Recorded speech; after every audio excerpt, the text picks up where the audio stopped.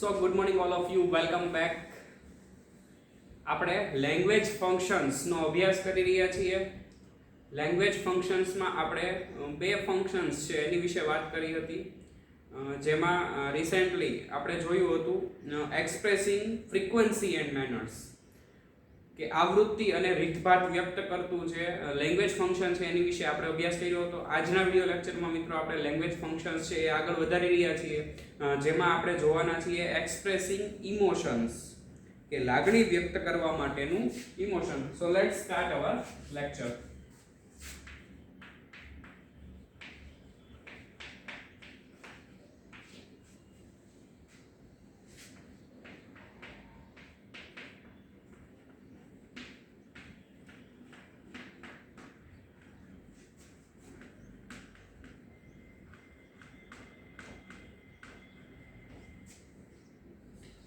જેનું ગુજરાતી થશે લાગણી વ્યક્ત કરવા માટે.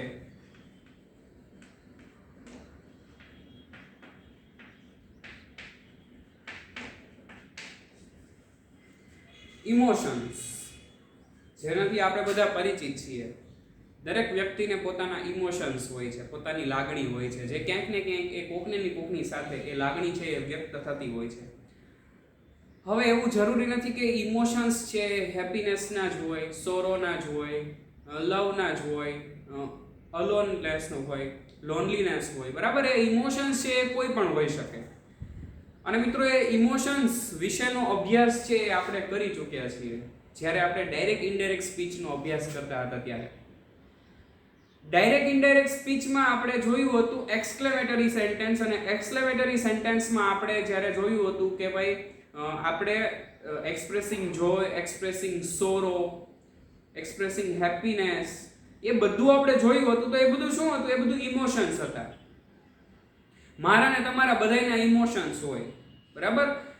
ફોર એક્ઝામ્પલ કે આપણે અત્યારનું તાજું એક્ઝામ્પલ લઈએ, બરાબર, કે ભાઈ ભારત અને ઓસ્ટ્રેલિયાની ક્રિકેટ સિરીઝ ચાલી રહી છે, બરાબર. તો આપણા બધાયના ઇમોશન્સ છે એ ઇન્ડિયન ટીમ સાથે જોડાયેલા હોય, કે જો ઇન્ડિયન ટીમ ત્યાં જીતે છે તો એની ખુશી આપણને અહીંયા ઘરે બેઠા બેઠા થાય છે.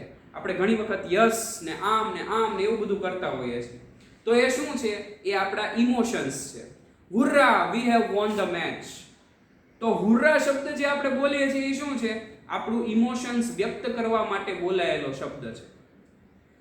તો આવા ઘણા બધા ઇમોશન્સ છે એ ઓકેઝનલી, એટલે કે પ્રસંગોપાત એ ઇમોશન્સ છે એ બદલાતા હોય છે. હવે આપણે મેચ જીતી જઈએ તો આપણે ખુશ થઈએ છીએ, પણ જ્યારે સામી જગ્યાએ મેચ હારી જઈએ ત્યારે અલાસ, વી લોસ્ટ ધ મેચ, ત્યારે આપણે દુઃખી પણ થઈ જઈએ છીએ. તો ઇમોશન્સ છે એ કોન્સ્ટન્ટ હોય છે, પણ એ એક સરખા હોતા નથી. ઇમોશન્સ છે એ બદલાયા કરે છે. તો આપણે એવો એક્સપ્રેસિંગ ઇમોશન્સ, કે લાગણી વ્યક્ત કરતું જે લેંગ્વેજ ફંક્શન છે એ ખૂબ જ ઈઝી હોય છે આઈડેન્ટિફાઈ કરવું, કારણ કે એની માટેના અમુક જે કીવર્ડ્સ છે જે આપણે લખવાના છીએ, જેવી રીતે ફ્રીક્વન્સીમાં લખ્યા હતા એ જ રીતે એના કીવર્ડ્સ છે એ હોય છે. અને મિત્રો મોટા ભાગે ઉદ્ગાર વાક્ય હોય છે અથવા તો પ્રશ્ન વાક્ય હોય છે, બરાબર. તો એ એક્સપ્રેસિંગ ઇમોશન છે, કે લાગણી વ્યક્ત કરવા માટેનું જે લેંગ્વેજ ફંક્શન છે એ ખૂબ જ સહેલું છે અને સરળ છે. માત્ર આપણે એના અમુક કીવર્ડ્સ છે એ યાદ રાખવાના છે. તો આપણે સૌથી પહેલા એમાં 3-4 નિયમો લખી લઈએ. એમાં સૌથી પહેલો નિયમ એ છે કે આ ફંક્શન લાગણી કે ભાવ વ્યક્ત કરે છે. લખો, આ ફંક્શન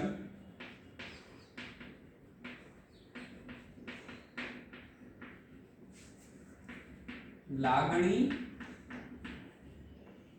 કે ભાવ વ્યક્ત કરે છે, કે કોઈના પ્રત્યે રહેલી લાગણી કે કોઈના પ્રત્યે રહેલો ભાવ છે એ આ એક્સપ્રેસિંગ ઇમોશન, એટલે કે આ ફંક્શન છે એ એનો વ્યક્ત કરવા માટે આપણે ઉપયોગ કરીએ છીએ. ત્યાર પછી લખીએ કે વ્યક્ત કરે છે જેના માટે ઉદ્ગાર શબ્દનો ઉપયોગ થાય છે. કે આ વ્યક્ત કરવા માટે શેનો ઉપયોગ થાય છે? તો કે ઉદ્ગાર શબ્દોનો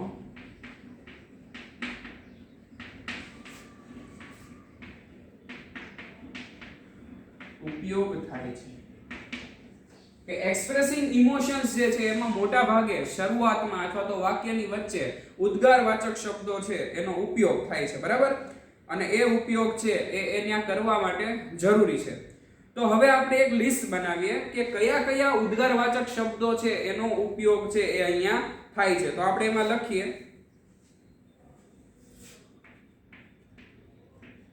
ઓ hurrah, yuck, hello,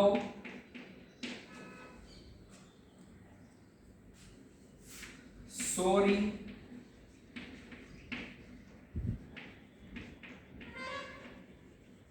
thank you, best of luck,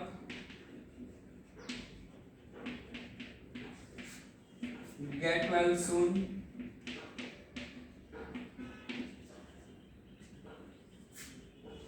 alas,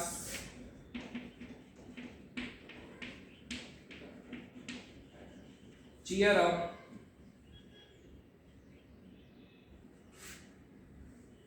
વગેરે શબ્દોનો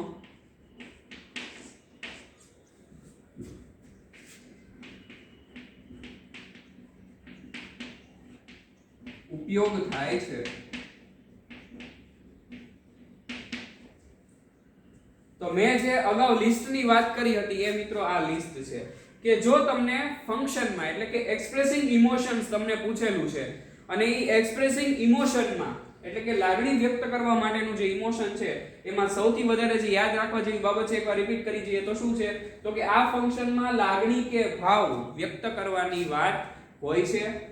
ઉદ્ગાર શબ્દોનો ઉપયોગ થાય છે. હવે મિત્રો અહીંયા જેટલા શબ્દો લખ્યા છે એ દરેકની પાછળ તમે ઉદ્ગાર ચિહ્ન મૂકી દો તો ચાલે. બરાબર કે આ દરેક શબ્દો છે ઉદ્ગાર વાક્ય ઉદ્ગાર શબ્દ છે એમાં જ એનો ઉપયોગ છે એ થાય છે. બરાબર તો આવી રીતે દરેક શબ્દની પાછળ તમારે ઉદ્ગાર ચિહ્ન છે એ જોડી દેવાનું છે. બરાબર તો એ શબ્દો કયા કયા છે? ઓહ, હુર્રા, yuck, hello, sorry, thank you, best of luck, get well soon, alas, cheer up વગેરે શબ્દો છે વગેરે જેવા ઉદ્ગાર શબ્દો છે એનો ઉપયોગ મિત્રો આ ફંક્શનમાં થાય છે. એટલે કે ઇમોશન્સ વ્યક્ત કરવા માટે આ ફંક્શનમાં આપેલા શબ્દોનો ઉપયોગ છે એ થાય છે. બીજી જે યાદ રાખવા જેવી બાબત છે એ કઈ છે તો કે વોટ કે હાવ થી શરૂ થતા હોય ઉદ્ગાર વાક્યો એનો પણ આમાં સમાવેશ થાય છે. એટલે આપણે લખીશું નિયમ કે વોટ કે હાવ થી શરૂ થતા ઉદ્ગાર વાક્યોનો પણ આ ફંક્શનમાં સમાવેશ થાય છે.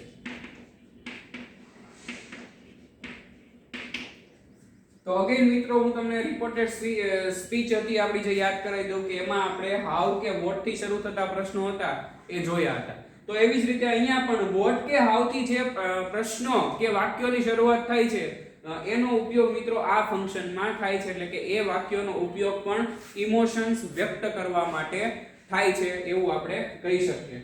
તો ખૂબ જ સરળ જે એના નિયમો છે એટલા જ છે એક્સપ્રેસિંગ ઇમોશન્સના. એક વખત ફરી વખત રિપીટ કરીએ એટલે કે લાગણી કે ભાવ વ્યક્ત કરવા માટે ઉપયોગમાં લેવાય છે. ઉદ્ગાર શબ્દોનો ઉપયોગ થાય છે. Oh, hurrah, yuck, hello, sorry, thank you, best of luck, get well soon, alas, cheer up વગેરે જેવા શબ્દોનો ઉપયોગ થાય છે. વોટ કે હાવ થી શરૂ થતા ઉદ્ગાર વાક્યોનો પણ આ ફંક્શનમાં સમાવેશ થાય છે. હવે મિત્રો જો તમે આ લખી લીધું હોય તો આપણે હવે એના જે ઉદાહરણ છે એ જોઈએ જેથી કરીને તમને એની વધારે માહિતી મળે. બરાબર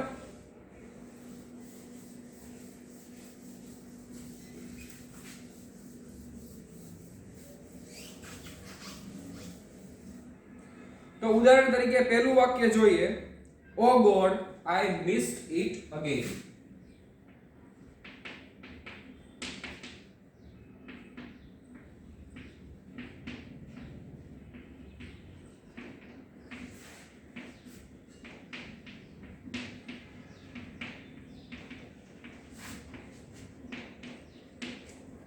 તો વાક્ય છે oh God, I missed it again, કે અરે ભગવાન બીજી વખત હું ચૂકી ગયો. તો અહીંયા ઓ ગોડ શબ્દ છે એ આપણું ઇમોશન્સ વ્યક્ત કરે છે. આપણે ઘણી વખત ગુજરાતીમાં વાત કરીએ તો આપણે આખો દિવસ એવી વાત કરતા હોય અને ક્યાંક આપણાથી કોઈ તક આવી હોય ને આપણે ચૂકી ગયા હોય તો એમ શું કે અરે ભગવાન આમ થઈ ગયું. તો ઈ અરે ભગવાન તમે જે શબ્દ બોલ્યા એ શું છે? એ તમારો ઇમોશન્સ છે, તમારી લાગણી છે કે તમારો ભાવ છે, એ તમે વ્યક્ત કરવા માટે એ શબ્દ બોલ્યા. બરાબર? તો અહીંયા જે શબ્દ આપેલો છે ઇમોશન્સ વ્યક્ત કરવા માટે એ કયા છે? તો કે બે શબ્દો આપેલા છે, ઓ ગોડ. અને બંને શબ્દો છે એની પાછળ તમે જુઓ મિત્રો, ઉદ્ગાર ચિહ્નની નિશાની આપેલી છે, એક્સક્લેમેટરી માર્ક. બરાબર? કે ઉદ્ગાર ચિહ્નની નિશાની આપેલી છે અને અહીંયા તમે જુઓ કે આ બંને શબ્દોમાંથી આ શબ્દ છે એ આપણા લિસ્ટમાં છે, જે આપણે રિસેન્ટલી હમણાં બોર્ડ ઉપર લખ્યું હતું એ લિસ્ટમાં તમે જોઈ શકો છો કે ઓ શબ્દ છે એનો ઉપયોગ આપણે ત્યાં કર્યો છે. ત્યાર પછી મિત્રો બીજું વાક્ય જોઈએ, cheer up, I have a fantastic idea dear.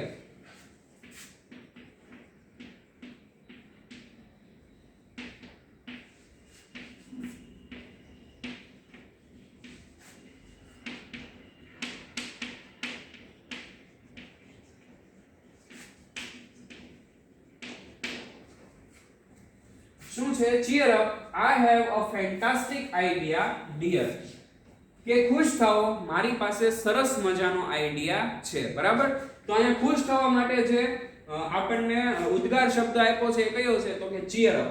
cheer up, I have a fantastic idea. કે ખુશ થાઓ, મારી પાસે સરસ મજાનો વિચાર છે, આઈડિયા છે. બરાબર? તો અહીંયા પણ જો તમે ઉદ્ગાર શબ્દ વાળો જે વાક્ય છે, શબ્દ છે એનો ઉપયોગ થયેલો છે, જેથી કરીને મિત્રો જ્યારે તમને આ જોડકામાં આપ્યું છે કે ઓપ્શનમાં આપેલું છે ત્યારે તમે એને ખૂબ જ સહેલાઈથી જોઈ શકો છો કે ઉદ્ગાર વાળું જે વાક્ય હશે એ મોટા ભાગે શબ્દનો ઉપયોગ કરું છું હંમેશા. નહીં, મોટા ભાગે એક્સપ્રેસિંગ ઇમોશન્સ જે ફંક્શન્સ છે એનો ઉપયોગ એમાં થતો હશે.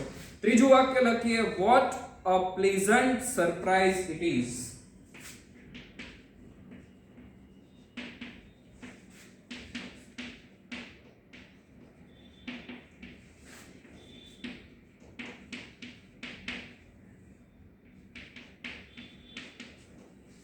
બરાબર? તો વાક્ય છે what a pleasant surprise it is.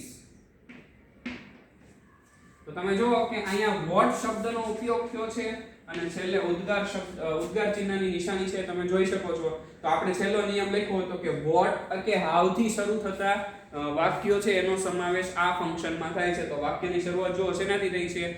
what થી થઈ છે અને છેલ્લો મિત્રો આપણને ઉદ્ગાર ચિહ્નની નિશાની પણ આપેલી છે. what a pleasant surprise it is.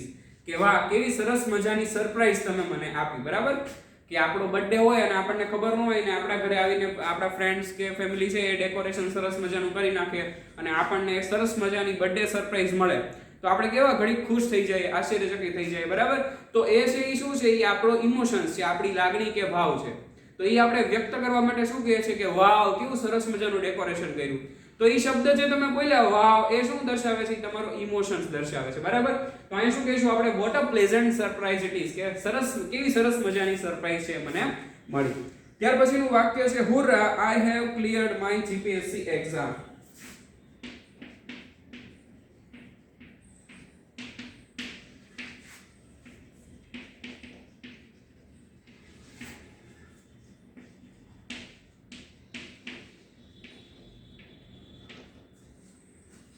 તો તમે જો હુર્રા શબ્દનો ઉપયોગ છે અહીંયા થયો છે કે hurrah, I have cleared my GPSC exam. કે અરે વાહ, હું મારી જીપીએસસી ની એક્ઝામ છે એમાં પાસ થઈ ગયો, કે મેં ક્લિયર કરી લીધી. બરાબર? તો એ પરીક્ષા પાસ થવાની જે ખુશી છે એ વ્યક્ત કરવા માટે કયા ઇમોશન્સનો ઉપયોગ થયો છે? તો કે હુર્રાનો ઉપયોગ થયો છે. અને મિત્રો તમે જો કે ત્યાં પણ ઉદ્ગાર ચિહ્નની નિશાની છે એ આપણને જોવા મળે છે. તો આવી રીતે જે કાંઈ પણ વાક્ય આપણને આપ્યા હશે એમાં દરેક શબ્દ જે ઉદ્ગાર ચિહ્નની નિશાની વાળો શબ્દ હશે એ દરેક જગ્યાએ આપણે ઓળખી જશું કે આ છે એ શું કહેવા માંગે છે. અને મિત્રો દરેક વખતે એવું નથી હોતું કે ઉદ્ગાર ચિહ્ન વાળું જે વાક્ય હોય એ એક્સપ્રેસિંગ ઇમોશન જ હોય, બીજું પણ હોઈ શકે. પણ મોટા ભાગે એક્સપ્રેસિંગ ઇમોશન જે આપણો લાગણી કે વ્યક્ત કરવા માટેનો જે લેંગ્વેજ ફંક્શન છે એના ઉપયોગ મોટા ભાગે આવી રીતે થતા હોય છે. અને ઉદ્ગાર ચિહ્નની જે નિશાની છે એ મિત્રો આપણને આપણો એક કીવર્ડ છે, એ પણ એક કીવર્ડ છે, અને બાકી જે લિસ્ટ બનાવ્યું હતું એ પણ કીવર્ડ છે જે આપણને હેલ્પફુલ થાય છે. હવે મિત્રો આપણે એની થોડીક એક્સરસાઇઝ છે એ જોઈએ જોડકા સ્વરૂપે, જેથી તમને વધારે માહિતી મળે.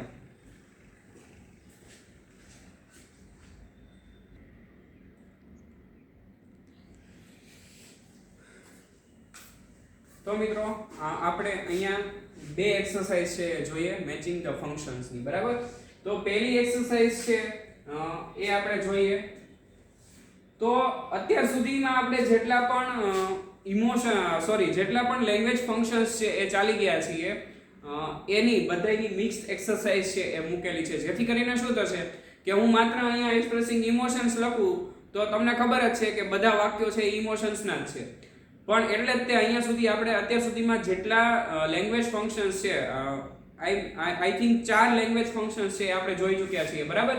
તો એ ચારે ચાર લેંગ્વેજ ફંક્શન્સની ભેગી એક એક્સરસાઇઝ છે અહીંયા મેં લીધી છે, જેથી કરીને મને અને તમને બંનેને ખ્યાલ આવે કે લેંગ્વેજ ફંક્શન છે આપણે કઈ રીતે આઈડેન્ટિફાઈ કરી શકીએ, બરાબર. તો પહેલું છે મેચ A with B, બરાબર. આ પહેલો પ્રશ્ન છે, આ છે બીજો. તો પહેલો પ્રશ્ન છે એમાં A જે કોલમ આપેલી છે અને B કોલમ આપી છે એ બંનેને મેચ કરવાના છે. જેમ પહેલું વાક્ય છે Anaya can sing, બીજું વાક્ય છે the result was declared last week, ત્રીજું વાક્ય hurrah we have won the match, અને fourth it might rain today, બરાબર. અને એની સામે જે લેંગ્વેજ ફંક્શન્સ આપેલા છે એ કયા કયા છે તો કે describing past event, ત્યાર પછી છે expressing ability, expressing possibility અને expressing emotions, બરાબર. તો આ ચાર છે એ લેંગ્વેજ ફંક્શન છે અને ચાર છે એ વાક્યો છે. તો હવે આપણે જોતા જઈએ અત્યાર સુધી આપણે જે ભણ્યા છે એ આપણને કેટલું યાદ છે, બરાબર. તો સૌથી પહેલું વાક્ય છે Anaya can sing. તો તમે જો અહીંયા શેનો ઉપયોગ થયો છે can નો. can છે એ શું દર્શાવે છે ક્ષમતા, બરાબર. તો ક્ષમતા દર્શાવતો જે લેંગ્વેજ ફંક્શન છે એ કયું છે એબિલિટી. તો પહેલું જે છે એનો જવાબ છે એ શું આવશે આમાંથી expressing ability, એટલે આવશે B, બરાબર. આ છે આપણા પહેલા વાક્યનો જવાબ. ત્યાર પછી બીજું છે the result was declared last week. તો અહીંયા બે શબ્દો છે જે ભૂતકાળ ઇન્ડિકેટ કરે છે, એક તો છે last week અને બીજું છે declared, બરાબર. declared છે એમાં V2 નો ઉપયોગ થયો છે અને last week છે એટલે કે last પછી જે કોઈ શબ્દ આવે એ ભૂતકાળનો કીવર્ડ છે. એટલે declared અને last week છે એ બંને ભૂતકાળ દર્શાવે છે. ભૂતકાળ દર્શાવતું લેંગ્વેજ ફંક્શન જે આપણે સૌથી પહેલા ભણ્યા હતા એ કયું હતું describing past event, બરાબર. તો બીજાનો આન્સર છે એ શું આવશે A, describing past event, કે ભૂતકાળની ઘટના દર્શાવે છે. ત્યાર પછી છે hurrah we have won the match. તો આમાં તમે જોવો કે ઉદ્ગાર ચિહ્ન દેખાય છે અને hurrah શબ્દ છે એ શું છે તો કે ઇમોશન્સ વ્યક્ત કરવા માટેનો શબ્દ છે જે આપણે હજી ભણીએ છીએ, બરાબર. તો કે hurrah we have won the match. તો આ બાજુથી જોવાનું કે ઇમોશન વાળું કોઈ છે, આ છે expressing emotions, બરાબર. તો ત્રીજું વાક્ય છે એનો જવાબ છે એ શું આવશે D, expressing emotions. અને ત્યાર પછી ચોથું છે it might rain today, કે આજે કદાચ વરસાદ આવશે. કદાચ might નો ઉપયોગ થયો છે જો ભૂતકાળની અથવા તો ભવિષ્યની સંભાવના કે શક્યતા દર્શાવતો શબ્દ છે might, બરાબર. તો એ છે એ શું દર્શાવે છે possibility, એટલે કે expressing possibility. possibility એ સંભાવના કે શક્યતા, એટલે એનો જવાબ છે શું આવશે ફોર્થ માં C, expressing possibility. તો મિત્રો આવી રીતે આપણે જે આપણને ફંક્શન્સ આપેલા હોય છે એને સોલ્વ આઉટ કરવાના છે. માત્ર આડેધડ સીધા લીટા કરીને કે એનો સીધો ડાયરેક્ટ જવાબ એક શબ્દ જોઈને લખી નાખવાનો નથી. આ ચારે ચાર વાક્ય છે એને પહેલા સમજી જવાના, પછી આ બાજુ એના આપણને જે લેંગ્વેજ ફંક્શન્સ આપ્યા છે એ જોઈ જવાના. ઘણી વખત એવું થશે કે અહીંયા 3 વાક્ય હશે અને અહીંયા 4 જે આપણને ફંક્શન્સ આપેલા હશે એ હશે. તો આમાંથી એક ફંક્શન છે એનો ઉપયોગ નહીં થતો, એટલે એક ફંક્શન છે એ વધારાનું હશે. ત્યારે તમારે ખાસ કાળજી રાખવી પડશે કે જો એ વધારાનું ફંક્શન જે એક્સ્ટ્રા આપેલું છે એ તમે કંઈક જો આન્સરમાં લખી નાખશો તો તમને 1 માર્ક છે એ તમારો જતો રહેશે, બરાબર. ત્યાર પછીનું બીજું છે અહીંયા છે પાર્ટ A, એટલે કે કોલમ નંબર A અને કોલમ નંબર B, બરાબર. તો એ આપણે જોઈએ. પહેલું વાક્ય છે alas I lost my purse, કે અરે મારું પર્સ ખોવાઈ ગયું. બીજું છે I always wear the mask, કે હું હંમેશા માસ્ક પહેરું છું. ત્રીજું વાક્ય છે Nandini should take care of her brother, કે નંદિનીએ તેના ભાઈનું ધ્યાન રાખવું જોઈએ. અને ચોથું વાક્ય છે Zulu hunter brought dishonor to his tribe, કે ઝુલુ હન્ટર ઝુલુ નામના શિકારીએ એની જાતિ માટે શું કર્યું તો કે ડિસઓનર બ્રોટ કર્યો, બરાબર, અપમાન. તો આ ચાર વાક્ય છે એ આપણને આપેલા છે. હવે સામેની સાઈડ એના ફંક્શન્સ જોઈએ તો ફંક્શન્સમાં છે પહેલું એક્સપ્રેસિંગ ફ્રીક્વન્સી. ફ્રીક્વન્સી એટલે આવૃત્તિ દર્શાવી કે એક ક્રિયા કેટલી વાર થાય છે. ત્યાર પછી છે એક્સપ્રેસિંગ ઇમોશન્સ, લાગણી કે ભાવ વ્યક્ત કરવા માટે વપરાય છે. ત્યાર પછી છે ડિસ્ક્રાઇબિંગ પાસ્ટ ઇવેન્ટ, કે ભૂતકાળની ઘટના દર્શાવવા માટે. અને ત્યાર પછી છે એક્સપ્રેસિંગ ઓબ્લિગેશન, એટલે કે ફરજ દર્શાવવા માટે, બરાબર. તો હવે આપણે એના જવાબો લખીએ. પહેલું છે alas I lost my purse. તો તમે જો ઉદ્ગાર વાળા વાક્યનો ઉપયોગ થયેલો છે અને alas છે એ આપણે લિસ્ટમાં હતું, બરાબર, ઇમોશન્સ વ્યક્ત કરવા માટે, અરે રે દુઃખની લાગણી વ્યક્ત કરે છે. તો આમાં શું આવશે? પહેલામાં એક્સપ્રેસિંગ ઇમોશન્સ. તો આમાં ક્યાં આપેલું છે expressing emotions? Option number B, બરાબર. એટલે પહેલાનો જવાબ આવશે એક્સપ્રેસિંગ ઇમોશન્સ. ત્યાર પછી છે I always wear the mask. હવે જો આ શબ્દ છે એમાં તમારે ફ્રીક્વન્સી ગોતવાની છે. શબ્દ છે લિસ્ટમાંથી કયો છે? ઓલવેઝ, એટલે હંમેશા, જે આપણે પ્રીવિયસ વિડિયો લેક્ચરમાં ભણ્યા હતા. I always wear the mask, કે હું હંમેશા માસ્ક પહેરું છું. તો માસ્ક પહેરવાની જે ક્રિયા છે એ કેટલી વાર થાય છે? તો કે હંમેશા થાય છે, બરાબર. એની આવૃત્તિ છે કેટલી છે? તો કે હંમેશાની છે. એટલે I always wear the mask છે એનો જવાબ છે શું આવશે? Expressing frequency. ત્યાર પછી છે ત્રીજું Nandini should take care of her brother, કે નંદિનીએ તેના ભાઈનું ખ્યાલ રાખવો જોઈએ, કાળજી રાખવી જોઈએ. તો એ શું છે? ઓબ્લિગેશન, એટલે કે એની ફરજ છે એના ભાઈનું ધ્યાન રાખવું, બરાબર. એટલે ત્રીજાનો જવાબ છે શું આવશે? ડી. અને ત્યાર પછી છેલ્લું છે Zulu hunter brought dishonor to his tribe, કે ઝુલુ હન્ટરે પોતાની આખી જાતિ માટે અપમાન જેવું કર્યું, બરાબર. તો હવે જો કે અહીંયા brought શબ્દ જે આપેલો છે એ શું છે? V2, એટલે કે ભૂતકાળનું રૂપ છે. અને હવે અહીંયા બાકી રહ્યું છે એ ઓપ્શન કયો બાકી રહ્યો છે? તો કે ડિસ્ક્રાઇબિંગ પાસ્ટ ઇવેન્ટ, બરાબર. તો અહીંયા જે ફોર્થ વન છે એનો જવાબ છે શું આવશે? C, describing past event. કારણ કે બ્રોટ શબ્દ છે એ ભૂતકાળમાં આપેલો છે.